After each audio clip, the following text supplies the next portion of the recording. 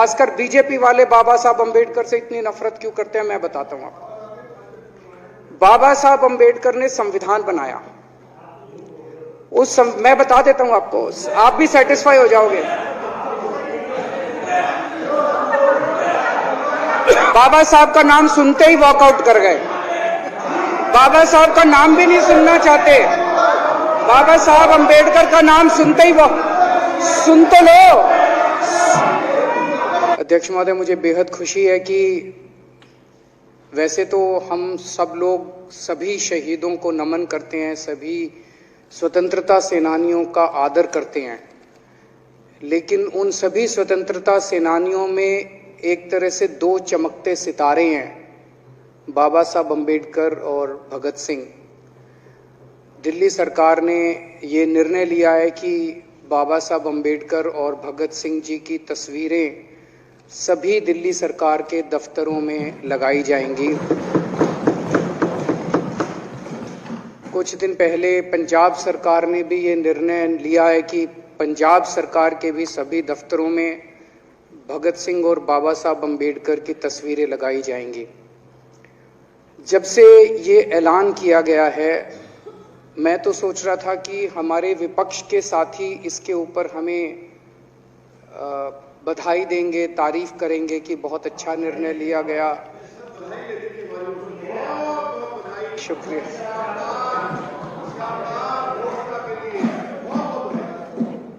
लेकिन जब से ये ऐलान किया है कि इतना, यहां तो कहने के लिए कह दिया, बाहर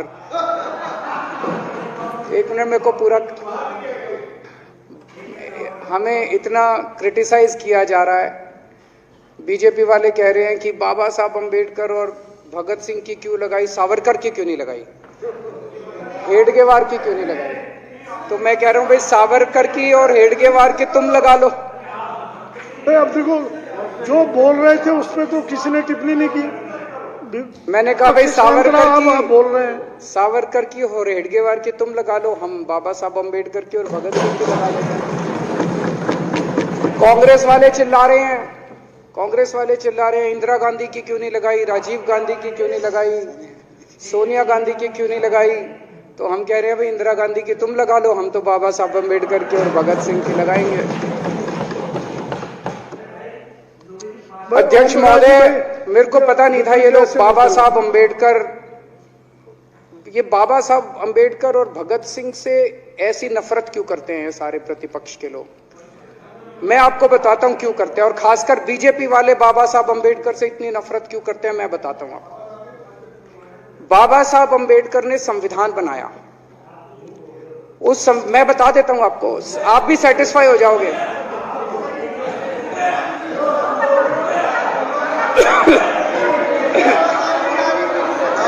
सुन के चले जाना। बाबा साहब का नाम सुनते ही वॉकआउट कर गए। बाबा साहब का नाम भी नहीं सुनना चाहते। बाबा साहब अंबेडकर का नाम सुनते ही सुन तो लो।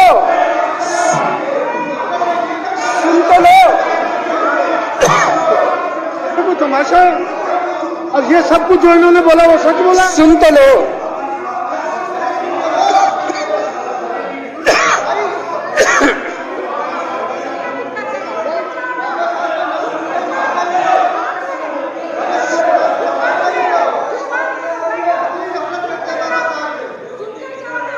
बाबा साहब अंबेडकर ने, सदस्यों से प्रार्थना कर रहा हूं, अध्यक्ष महोदय, बाबा साहब अंबेडकर ने, मुख्यमंत्री जी बोल रहे हैं, डिस्टर्ब ना करें प्लीज। नहीं, ये कोई तरीका। सत्य कौन बोल रहा था? सत्य क्या बिजुली जी ने बोला? सब आप बैठ जाइए। अब बाबा साहब अंबेडकर ने देश का संविधान बनाया। संविधान में लिखा उन्होंने कि भारत के अंदर जनतंत्र होगा। इस जनतंत्र के अंदर चुनाव होंगे। चुनाव में जनता वोट डालेगी। वोट डाल के जनता अपनी सरकार चुनेगी। वो सरकार लोगों के सपनों को पूरा करने के लिए काम करेगी। बीजेपी को ये पसंद नहीं है। बीजेपी नहीं चाहती चुनाव हो। बीजेपी चाहती है कि चुनाव खत्म हो जाए। चुनाव होने ही नहीं चाहिए। चुनाव गंदी बात है इनके हिसाब से। चुनाव गलत बात है इनके हिसाब से।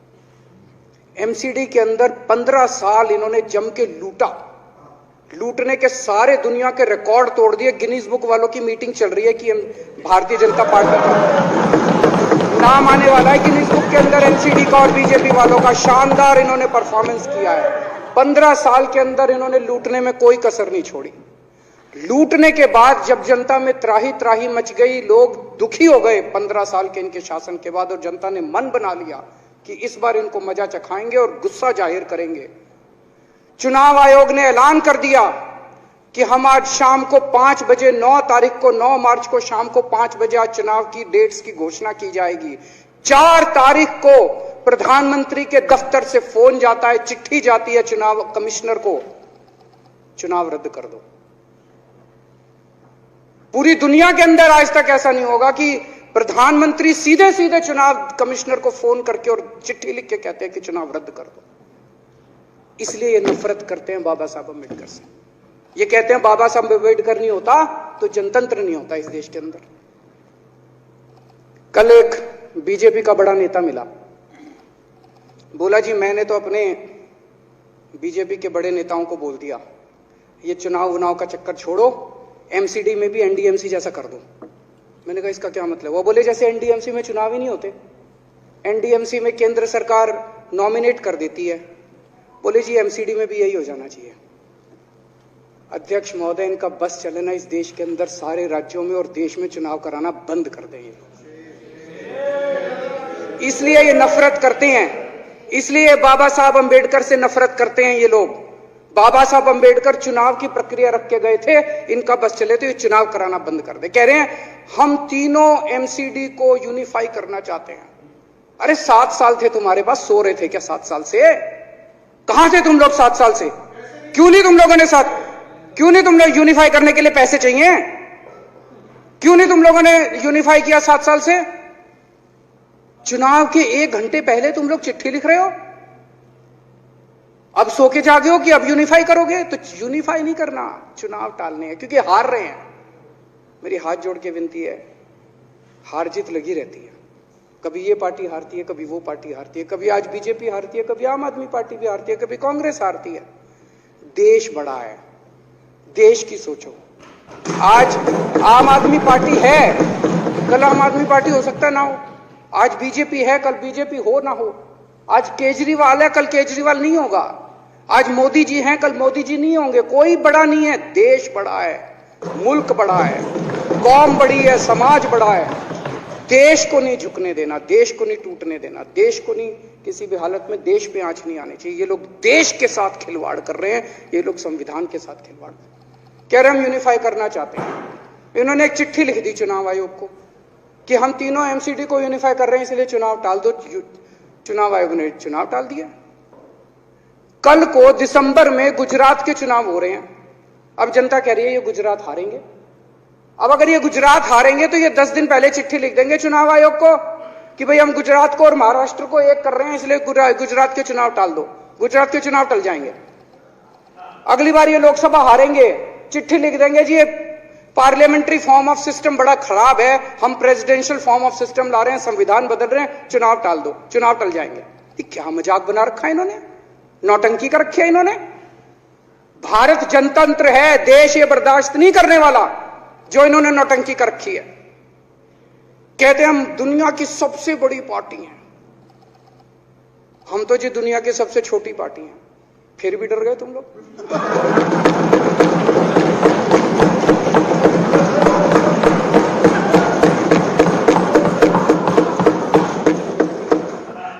दुनिया की सबसे बड़ी पार्टी दुनिया की सबसे छोटी पार्टी से डर के भाग गई। क्या कायर हो यार। हिम्मत है तो चुनाव लड़के दिखाओ बीजेपी वालों, मान जाएंगे तुम। हिम्मत है तो चुनाव लड़के दिखाओ। कहते हो 56 इंच का सीना है, नहीं तो मान लो 56 इंच का सीना नहीं है, झूठ। नहीं तो मान लो कुर्ते के नीचे 56 इंच का सीना नहीं है, झूठ है ये।